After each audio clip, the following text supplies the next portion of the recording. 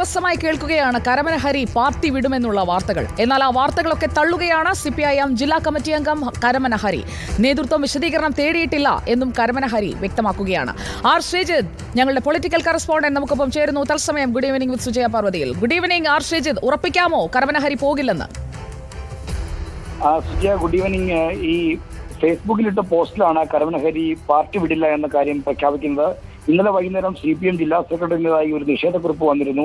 ജില്ലാ കമ്മിറ്റിയുമായി ബന്ധപ്പെട്ട വാർത്തകളെല്ലാം പാടെ നിഷേധിച്ചുകൊണ്ടായിരുന്നു ഈ ജില്ലാ സെക്രട്ടറി നിഷേധക്കുറിപ്പ്. അതിനോട് അനുബന്ധിച്ച് കരമന ഹരിയോട് നിർദ്ദേശിച്ചതനുസരിച്ച് അദ്ദേഹം ഇട്ട ഒരു കുറിപ്പാണെന്നാണ് ഇത് വായിക്കുമ്പോൾ മനസ്സിലാക്കുന്നത്. CPM തിരുവനന്തപുരം ജില്ലാ കമ്മിറ്റി യോഗവുമായി ബന്ധപ്പെട്ട് വന്ന കെട്ടിച്ചമച്ച വാർത്തകൾ സംബന്ധിച്ച് പാർട്ടി ജില്ലാ സെക്രട്ടറി തന്നെ വിസ്തീർണം നൽകിയിട്ടുള്ളതാണ് എന്നാണ് ഹരിയുടെ ഈ നിഷേധക്കുറിപ്പിലെ ആദ്യ വാചകം. എന്നാൽ തന്നെ ബന്ധപ്പെടുത്തിക്കൊണ്ട് വിവിധ വാർത്താ മാധ്യമങ്ങളിലും ന്യൂ മീഡിയയിലും പ്രചരിപ്പിക്കുന്ന വാർത്തകൾ വസ്തുതാവിരുദ്ധമാണെന്നും കരമന ഹരി പറയുന്നു. പാർട്ടി ജില്ലാ കമ്മിറ്റി തന്നോട് വിസ്തീർണം ആവശ്യപ്പെട്ടിട്ടില്ല.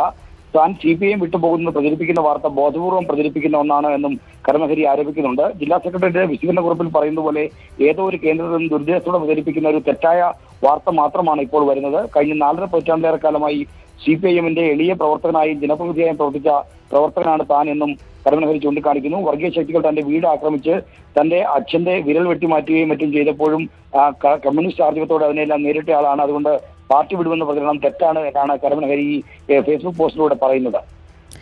ഒരു മുതലാളിക്ക് മുഖ്യമന്ത്രിയുടെ അടുക്കള വരെ സ്വാതന്ത്ര്യം പറഞ്ഞത് ചില്ലറ കാര്യമല്ലല്ലോ. നേരത്തെയും പാർട്ടി സെക്രട്ടറി MV ഗോവിന്ദനുമായും ചില പ്രശ്നങ്ങളൊക്കെ ഉണ്ടായതല്ലേ കരമന ഹരിക്ക്? മാത്രമല്ല VV രാജേഷ് അടക്കമുള്ളവർ കാര്യമായി ശ്രമിക്കുന്നുണ്ടല്ലോ. ആർ ശ്രീജിത്ത്, ഇതെങ്ങോട്ടാണ് പോകുന്നത്?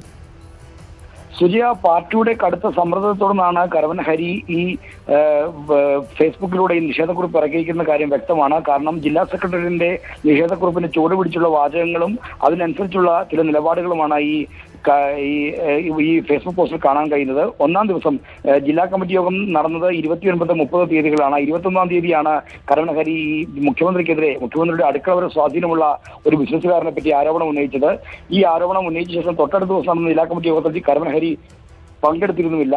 മറുപടി കേൾക്കാൻ അദ്ദേഹം കാത്തുനിന്നുമില്ല. എന്തായാലും അപ്പോൾ ആ നിലയ്ക്കുള്ള സമീപനം സ്വീകരിച്ച കരമന ഹരിയെ ഇപ്പോൾ നേതൃത്വം അന്വയിപ്പിക്കാൻ ശ്രമിക്കുന്നു. പ്രത്യേകിച്ച് മുഖ്യമന്ത്രിക്കെതിരെ ഇത്തരം രൂക്ഷമായ ഒരു ആരോപണം ഉന്നയിച്ചു. ആ ആരോപണം പുറത്തു വന്നിരിക്കുന്നു. അപ്പോൾ മുഖ്യമന്ത്രിക്ക് ഏറ്റ കളങ്കം കഴുകിക്കളയാൻ കരമന ഹരിയെ തന്നെ ഉപയോഗിക്കുന്നത് വേണം മനസ്സിലാക്കാൻ.